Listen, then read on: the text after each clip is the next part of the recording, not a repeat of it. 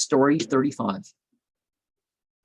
In conformity with the above sentiments, an affair of importance emerged to a Padshah, who thereon vowed that, if terminated according to his wishes, he would present devotees with a certain sum of money.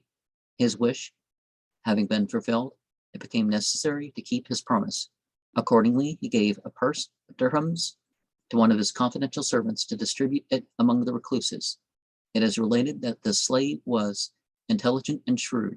He walked about all day and returning at nightfall, kissed the dirhams and deposited them before the king with the remark that he had not found any devotees.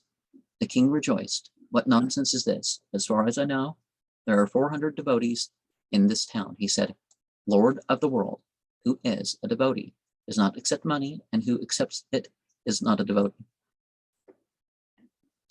Well, at least not ritual for hire, right?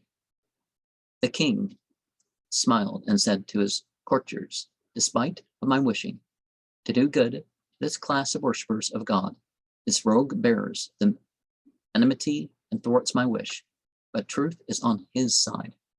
If a devotee has taken dirhams and dinars, I don't know what the plurals for those, find another who is more a devotee than he. Now, just because one has done one wrong deed, it doesn't mean that, everything is taken away in that, oh, they're not a devotee. It's just there's some flaws in their devotion, right? That's a better way to think of it. And it's better to be wrongly devoted, well, almost always, right, than to have no devotion at all, except, to yourself.